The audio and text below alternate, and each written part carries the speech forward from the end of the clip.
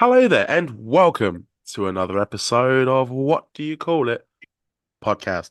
I'm your host, GB. Today's guest is a wrestler, manager, commentator, content creator. He can do it all. Please welcome the guiding light of British wrestling, Isaiah Quinn. How you doing today, mate? You all good? I'm very well. Thank you very much for having me on your podcast, George. No worries, mate. No worries, mate. Since you tweeted out that you want to do a couple of podcasts, I know you're quite selective as well, so I'm quite honoured to have you on. Just obviously been a fan of you for a while and reviewing just how you are. A little bit on edge, if I'll be honest. I just don't know how it's Okay. going to go, but I'm quite Okay. excited and a little bit nervous at the same time, which makes this podcast for the listeners quite fun to listen to or watch, however they view this episode. So I'm going to begin this episode by finding out when did you get into wrestling and what is your dream card? Hey, I'm That's a great. funny guy, Yeah, funny guy. never heard them questions before. Um, sure. When did I get into wrestling? I mean, I've been involved around 10 years. Yeah. From training. And started training at Grand Pro Wrestling, who run shows out of Wigan. Hmm. That's basically where I started. And then from there, just kind of honed my craft all over the place, mainly Northwest. That's where my light shines the most.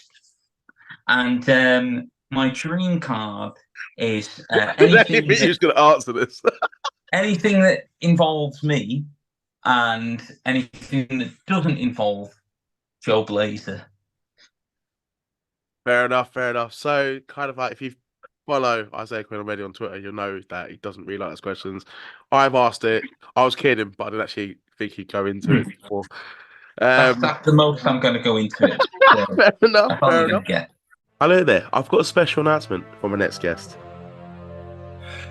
Hey, what's up, world? My name is Karan Shalair, and I'll be your next guest on What Do You Call It podcast. Yeah, I heard. First of all, what is this mental four corners match idea that you have? I didn't even right. If I forgot to sort of plan for this question, but this is what it is. It's four tag teams, Yeah. yeah, and there's four. Wait, no, there's two people in at any one time, and they can tag out anyone, which is standard. But Hmm. when they tag out, they then become part of that team. Right. But would they So not want to teams can avoid change tagging that guy? all the time. Huh? So would they not want to avoid tagging that guy then, so they don't have to Yes, see they him? would. They wouldn't. They'd want to tag their partner, but if Yeah. there's a tag that isn't seen, then they become part of that team. So teams change all the time, and you as a referee or commentator or anyone or fan Hmm. try and keep a track of who the teams are without any kind of visual aid. I think would be quite hilarious. And imagine if it was the tag for the tag championships of a promotion. Yeah. You never know what the pairing's going to be.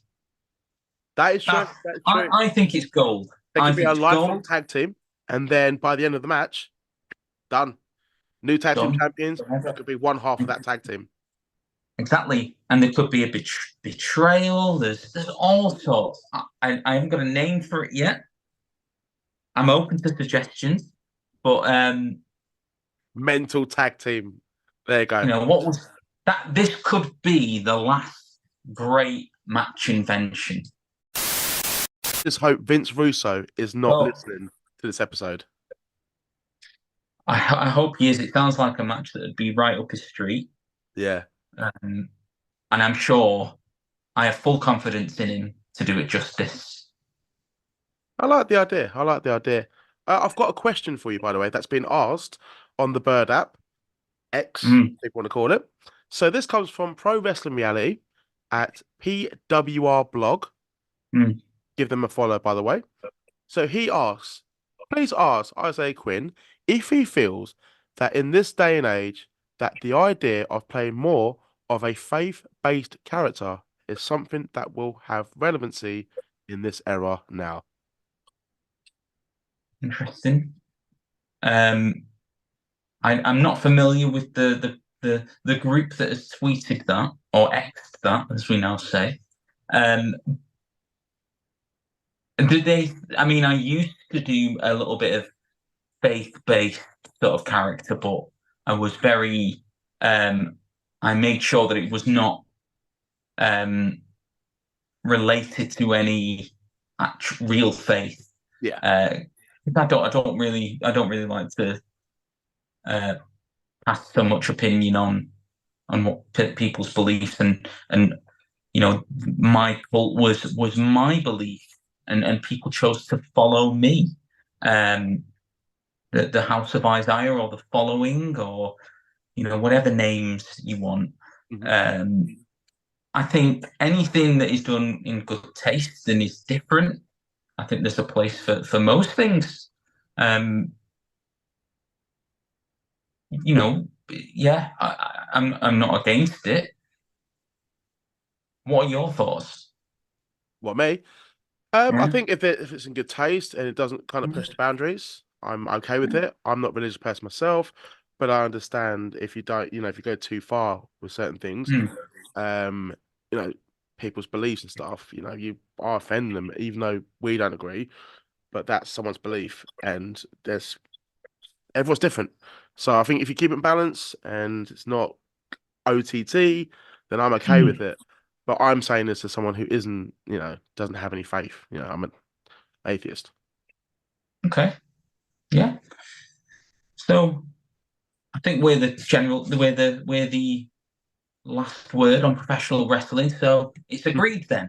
Um, Hope that's okay for you. Having a PWR faith-based log. character is fine. Yeah. There you go. Yeah, it gives you a thumbs up for that one.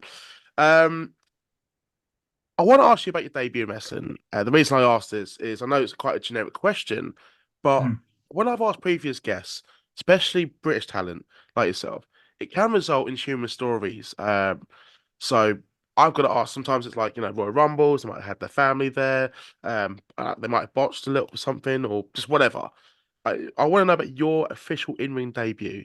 So you mentioned like where you train and stuff, but I want to know the first ever match you had. Okay. How long had you been training prior to it? Uh-huh. Where did you debut? Did you win? Just tell me more and tell me as much as you can about your first official in-ring match. So my debut match was not my debut appearance.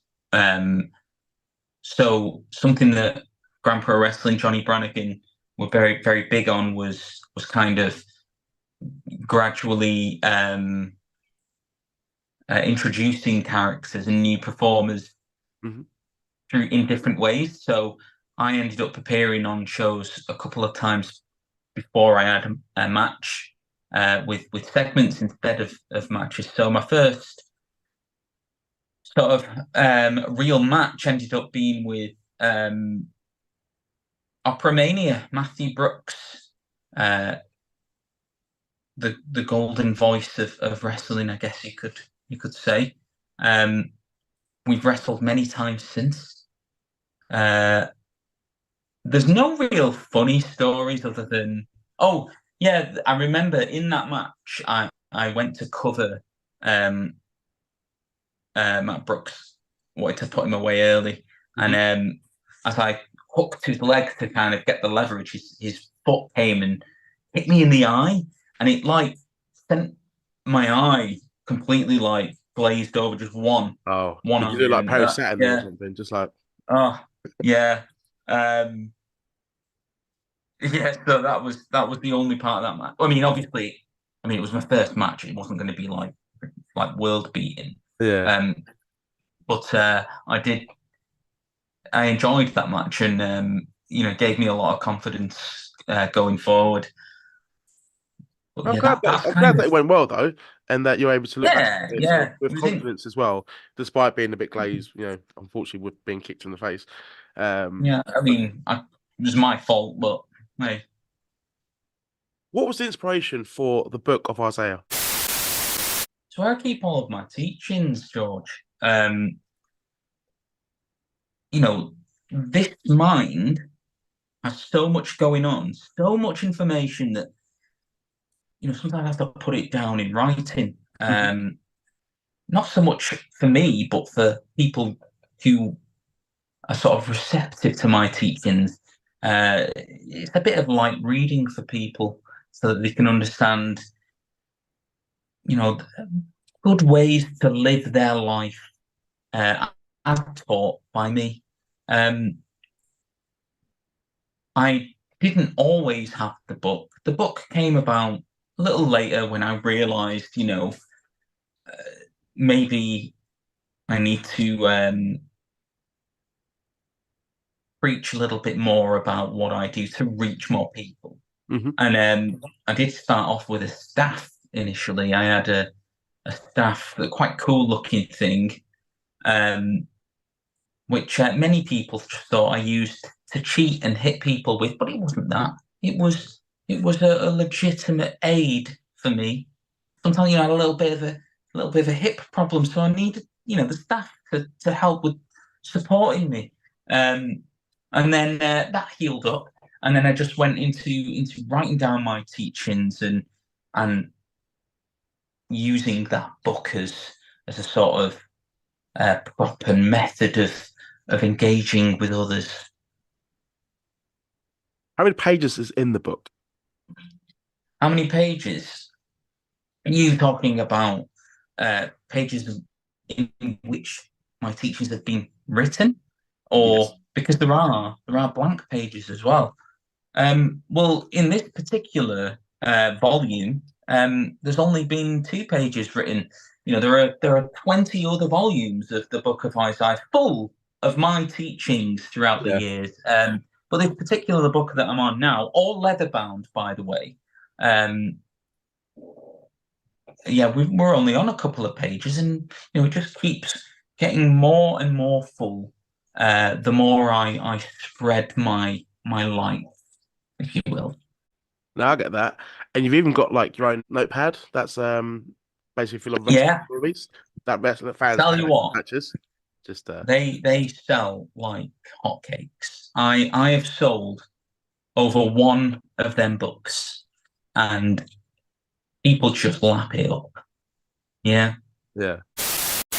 If someone wants to visit your store and they were interested in your notepad where it's got full of your wrestling stories, what kind of stories can they expect without giving away too much of the content in the book? Well, you can expect enlightening, true Hmm. stories of my time in British wrestling and my outlook on life.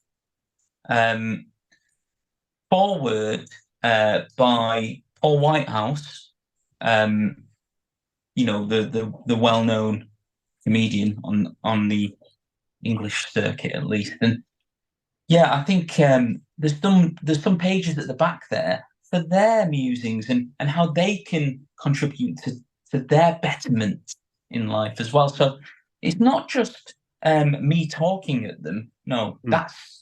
that's coming later on in my audio book.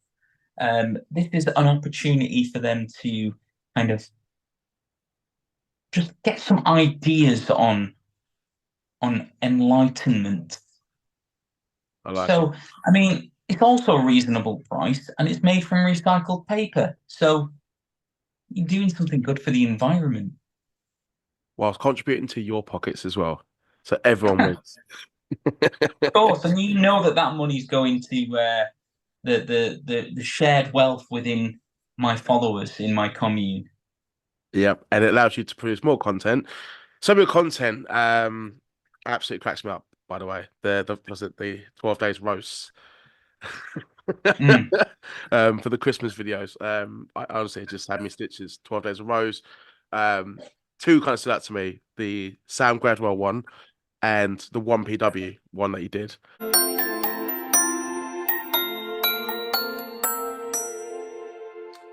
Every year, Sam Gradwell sits in front of a fire, just wishing he could generate as much heat as it.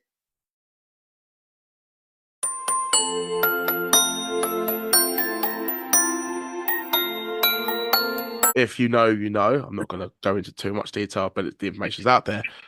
I Yeah. want to ask you if you could roast 3 wrestlers from the past, who would you pick? In the past. Because I think if I say present, you've got a long list. You, I think that'd be quite easy for you. So I think if we go with wrestling's past, sort of the legends out there. Oh, okay. Okay. I mean, Hulk Hogan's an easy one, isn't it? Really. Not much I need to do there. Yeah. Yeah, I think Hulk Hogan's definitely going to be on the list. Three wrestlers to roast. Who else has had some interesting? Didn't because only because they've come back on. I know it's past. I know it's not past, but they've come back onto WWE. Didn't the Authors of Pain try to run a show that They turned out to be did. some kind of Yeah. pyramid scheme or something? In admiration, in all honesty, for that effort. Who else? Just another part of Brit Wrestling's fine history. Yeah. Oh, I mean, it's got a lot. It's certainly got a lot of cobwebs, hasn't it? I'm trying to think of one more wrestler who from the past. I think if there's any.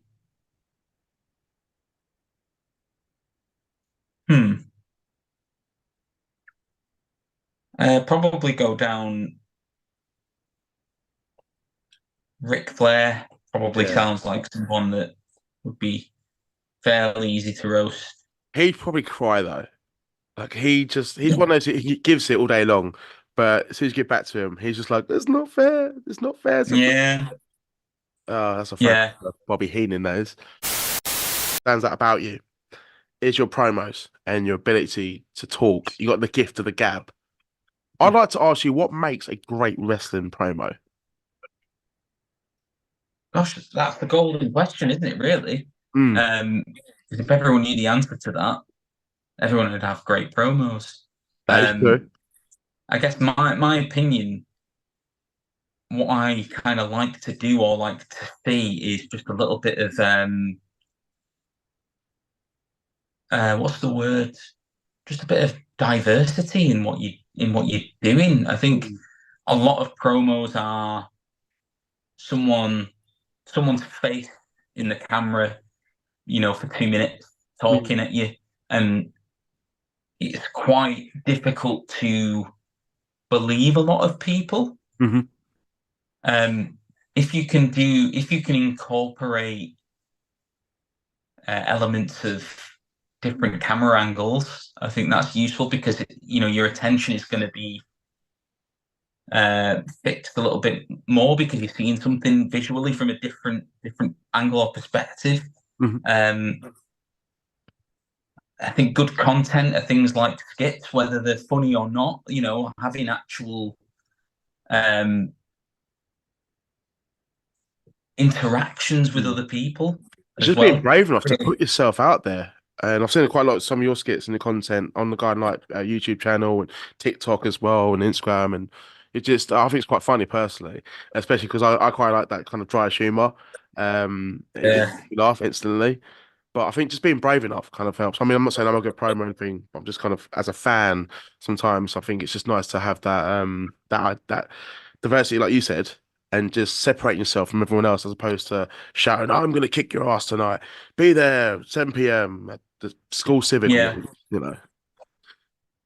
Yeah. That's they have the place, absolutely, and it's just I like to view something that's a bit different. And I think, you look back, I mean, my YouTube, I don't really use it that much, but I will put things on there just so that they're on there and I can delete it off my phone then. It's like a sort of storage thing. And I looked in my older stuff that I put on there, and a lot of my older stuff was really exactly what I'm saying now, that can be considered a little bit. Just like even you watching your highlight reel, but it's actually just basically like you just getting moved done to you and stuff. It's like the opposite of an actual highlight reel. It's quite funny. Yeah, I think just I like to watch different things and different settings, and I think if people were what's the word, open to fail, that's good, because things can take a long time to develop. I was never who I am now. It took me ages to get to this point, and if I keep doing it, it will likely develop again. I was a lot darker when I first started, and now, I've gone down a little bit more of a comedic route. In some respects, so it's good to know that I've got that dark part in my back, in my back pocket if I need it. But just try things and repetition as well, and getting stuff out on social media. I was saying, I was delivering a promo class at Future Shock this week. And I was saying, from my experience, I think that and I'm not saying like I'm all over the place, but I am where I am now, and I'm happy with what I've got through social media. I think that's how I'm viewing it. So I think that as much as people don't like it, it has its part to play. Absolutely agree. I really do. I know like a lot of people I know some people love it, some people do not like it, but the platform's there, and it's just how you use it. Hello there. I've got a special announcement from my next guest. Hello, I'm the Bucks County Batman. Yeah, I heard. I want to know, how did you kind of transition from a wrestler into being a manager? Yeah. So I had a niggling neck injury that I was always kind of there. And during COVID, just after COVID, I decided, just after COVID, I decided to get it checked out. Was it? Oh, it was during COVID. And I got a couple of different bits of advice from neurosurgeons. One said it's probably not a good idea to wrestle. Another said you can try. We don't know what will happen, but it's up to you. And I just made the decision to retire based off of that, because I didn't want to cause any further damage. Permanent. I felt like I still could contribute to wrestling. Yeah. That's when I started marketing myself as a manager, commentator, ended up even done some sort of like media creation for the likes of North. So that's kind of how I transitioned into a manager. And initially it was difficult because I still had that yearning to want to physically wrestle. I felt like I settled into it though, and I'm still learning now. But that's kind of how it's come about.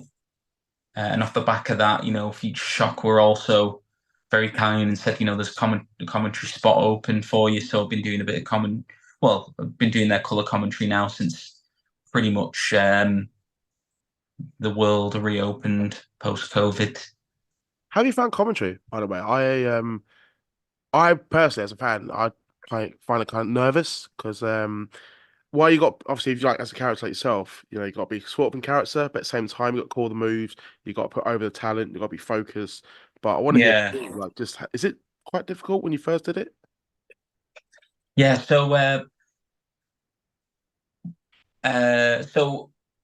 when I was a wrestler, if I wasn't on a show wrestling, Future Shock would ask me if I'd wanted to do, half the show of commentary, which I lapped up because I thought it's still content, my voice will be heard. And that, it was nerve-wracking at first. I was doing colour commentary, but I was guided by the likes of Rob Halden and Chris Brooker. Hi there, I've got a special announcement for my next guest. Yeah, hi there, my name is Marisol Morgan and I will be appearing on What Do You Call It podcast. Yeah, heard. Matt Richards, and they guided me, and then I ended up doing colour commentary almost every show. And it for me, again, it's reps. It's just reps and practicing it, and it isn't easy to practice comment. I mean, you can practice commentary Mm. by watching any wrestling and commentating, but having that live show experience can be quite daunting. But I feel like I've settled into it, and I do think that it's interesting working with other lead commentators because everyone's got their own little different style. So Yeah. you kind of have to figure out how your what your little vibe is with that lead commentator. I've done a bit of lead commentating before. It's a whole different animal. It's really I feel like there's a lot more prep that needs to go into lead commentary. Mhm. Because you're telling the story as a lead commentator and calling what you're seeing as well. As a color commentator, I like to kind of add to what the lead commentator's saying or put in my opinions, agree, disagree with things that maybe the lead commentator is doing or what is happening in the ring. Mhm. So it's varied. But I enjoy that as well. Do prefer managing in terms of because I do like quite selfishly being in front of the camera. But commentary is a great little way to kind of watch every match on a show. That's true. That's true. Yeah. Especially like, front row tickets anyway. And you just got to basically talk over it and then just make sure you're not shitting on them too much. Yeah. But no, that's cool, man. That's cool. Fun question. What's a favorite wrestling chant that you've heard during one of your matches? Because I quite enjoyed the Isaiah Quinn is not gonna win. I thought that's quite funny. Oh, Yeah. yeah. But what's been like Yeah, some of the that favorite one. chants that you've heard, or even the worst chants? Actually, we can change that question if you want. Purple pants to the theme of Purple Rain. That's quite That creative. was when I was a wrestler. That was one. I'm trying to think. I can't think of any other specific chants to me. Yeah. A little story. When I was a wrestler, and I was really only on a one or two promotions. Two promotions. I'd say. I ended up getting a booking for it was True Grit Wrestling, who I now do color commentating for. It was like, it was fairly early on in my debut, sort of year or the year after, and the fans that were at the Grand Pro Wrestling show had come to True Grit, and they were doing the chants that they do for me, whether it was he's not going to win or purple pants, and it kind of made me realize how they are, but how important fans are. Yeah. Because they can, and they can make or break a wrestler. Really, if the fans aren't responding to a wrestler, if a promoter's paying attention, then okay, well, why do I book you then? If you're not got that Why am I going to interaction bring you or back? engagement. Yeah, and it was that moment I was like, because I was worried that people weren't going to know who I was, Mhm. and I knew that they wouldn't know who I was, and then there was people there who knew who I was. It was like, okay, that's helpful for me because maybe it'll rub off on other fans. So yeah, no, I can't think of any other specific chants, but they can be really important. Yeah. To wrestlers sort of Especially like in the UK scene, like a lot of times yeah, the fans are part of the show, and I know that's quite sure. dead commonly. But UK shows, like you can vouch for me in this one, like it's just the fans are just as important as the talent. Yeah, they can be a bit selfish fans sometimes, can't they? They love to chant whenever they want, and it's a Yeah. little bit distracting. Let me get on with my job unimpeded, please. Yeah, no But they purple are, pants chance. yeah, they are important, regardless of how bad the fashion sense is. I was gonna say whether you like them or not, it's just they're there, and they're not going anywhere. Yeah, yeah. No, I've got the song in my head. It's like purple pants, purple. hmm Sorry, No, sorry. in one of my many matches with Matt Brooks, I ended up having to do a duet with him when he beat me. And I had to sing. We had to sing that. I was devastated. I'll never forgive him for it. Is it out there on the net? Probably on Grand Pro Wrestling's on demand. Yeah, Lovely, lovely. yeah. Seek for that. So, Guiding Light, is there any messages that you'd like to leave for your fans, for the listeners, or even new fans out there? For my fans, keep spreading the word of Isaiah. Mhm. Still looking for people to mentor and manage. You can put an application into the Guiding Light Agency if you wish to be mentored by me on wrestling shows. So that's to any fans and or wrestlers. Any other messages? Keep supporting British wrestling. I think it's in a pretty good place at the minute. Yeah. There are lots of promotions around, maybe too many, Mm. but that's a conversation for another day. Go to shows, buy merch, if you can. I mean, but yeah, that's I don't know what else to say. Just buy It's my important. notepads. Buy his Yeah. notepads. I think I've been saying your name like the American way, by the way. I just mean What like is us. Yeah, as us. Isaiah? I like to Fuck's say. sake. Yes. I just realized, like, fuck's sake. I'm like, I'll answer to anything. I'll answer to anything. I'm not going to test that theory, mate. I'm not going to test that. No, you're cool, man. You've been a good guest. I've been, enjoying this and just being able to follow you and it making me happy over the Christmas period with those videos and your content in general. It's very funny, and it's all you, and I like that, and I'll keep supporting you as well. But where can the listeners find you on social media so they can keep up to date with what you've got planned for 2024? Cool. So you can find me on Twitter or X, as it's called. You can find me on X, Instagram, TikTok, at Guiding Light IQ is my tag. You can expect to see silly graphic design made with free apps. So, only the best. You can see more content, and I might even start up my podcast again and give you a run for your money. Do it, mate. Do it.